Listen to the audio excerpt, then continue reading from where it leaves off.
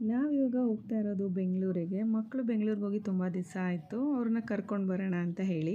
ಯಾಕಂದರೆ ಈ ನೆಪದಲ್ಲಾದರೂ ನಮ್ಮ ಅಣ್ಣ ನಮ್ಮ ಮನೆಗೆ ಬರಲಿ ಅಂತ ಅನ್ನೋದು ಅವ್ರ ತಂಗಿಯವ್ರ ಬಯಕೆ. ಹಾಗಾಗಿ ನಾವೇ ಹೋಗಿ ಕರ್ಕೊಂಡು ಬರ್ತಾ ಇದ್ದೀವಿ.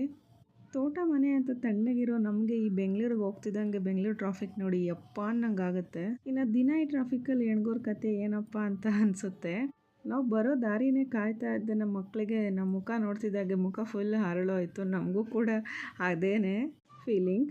ಮಕ್ಳ ಮುಖ ಹಾಗೇ ಕಣ್ಣಿಗೆ ಕಟ್ಟಾಗೋಗಿತ್ತು. ಎಷ್ಟು ಬೇಗ ನಮ್ಮ ಮಕ್ಳನ್ನ ನೋಡ್ತೀವೋ ಅಂತ ಅನ್ನಿಸ್ಬಿಟ್ಟಿತ್ತು. ಇನ್ನು ಹಳ್ಳಿ ಸ್ಪೆಷಲ್ ಅಂತ ಹೇಳಿ ಮಾವಿನಣ್ಣು ಹಲಸಿನ ಹಣ್ಣು ಅಂತ ಎಲ್ಲ ತೊಗೊಂಡು ಹೋಗಿದ್ವಿ. ಇನ್ನು ಬೆಂಗಳೂರಿಗೆ ಹೋದ್ಮೇಲೆ ಸುಮ್ಮನೆ ಹಾಗೆ ಬರೋದಕ್ಕಾಗಲ್ವಲ್ಲ, ಮಾಲು ಅಲ್ಲಿ ಇಲ್ಲಿ ಅಂತ ಸ್ವಲ್ಪ ಸುತ್ತಾಟ ಆಯಿತು.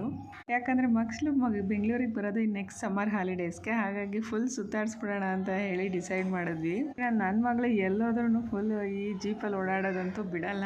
ಇನ್ನು ಇದೆಲ್ಲ ಆದಮೇಲೆ ಸ್ವಲ್ಪ ಶಾಪಿಂಗ್ ಮಾಡಬೇಕಾಗಿತ್ತು. ಮಗಳಿಗೆ ಸ್ಕೂಲ್ ಬ್ಯಾಗು ಶೂಸು ಎಲ್ಲನೂ ತೊಗೋಬೇಕಾಗಿತ್ತು. ನಮ್ಮ ಮಕ್ಕಳದಾದ್ಮೇಲೆ ನೆಕ್ಸ್ಟ್ ಸರ್ದಿ ಬಂದಿದ್ದು ನಮ್ಮ ಯಜಮಾನ್ರದ್ದು. ಈ ರೀತಿ ಬೆಂಗಳೂರಿಗೆ ಬಂದಾಗೆಲ್ಲ ಬಲ್ಕಾಗಿ ಶಾಪಿಂಗ್ ಮಾಡ್ಕೊಂಡು ತೊಗೊಂಡು ಹೋಗ್ಬಿಡ್ತೀವಿ. ಯಾಕಂದರೆ ಕಂಪೇರ್ ಟು ತುಮಕೂರು, ಬೆಂಗಳೂರಲ್ಲಿ ತುಂಬ ಆಪ್ಷನ್ಸ್ ಇರುತ್ತೆ.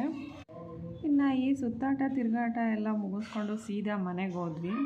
ಮನೆಯಲ್ಲಿ ಭರ್ಜರಿ ಬಾಡಿ ಊಟ ನಮಗಾಗಿ ಕಾಯ್ತಾ ಇತ್ತು. ಮುಗಿಸ್ಕೊಂಡು ನೈಟೇನೆ ಸೀದಾ ನಾವು ಇನ್ನೊಬ್ರು ನಾದಿನಿ ಮನೆಗೆ ಹೋದ್ವಿ. ಯಾಕಂದರೆ ಬೆಳಗ್ಗೆನೇ ತುಮಕೂರಿಗೆ ವಾಪಸ್ ಹೋಗಬೇಕಾಗಿತ್ತು. ಇದನ್ನೆಲ್ಲ ನಮ್ಗೆ ನೋಡಿದ್ಮೇಲೆ ಅರ್ಥ ಆಗಿದ್ದು ಏನಂತಂದರೆ ನಮ್ಮೂರೇ ನಮಗೆ ಚಂದ. ಒಂದಿನ 2 ದಿನ ಸುತ್ತಾಡೋಕೆ ಅಷ್ಟೇ ಈ ಬೆಂಗಳೂರು ಓಕೆ ನಮಗೆ. ಇದಾಗಿತ್ತು ನಮ್ಮ ಬೆಂಗಳೂರಿನ ಟ್ರಿಪ್ನ 1 ಡೇ ವಿಡಿಯೋ. Thank you.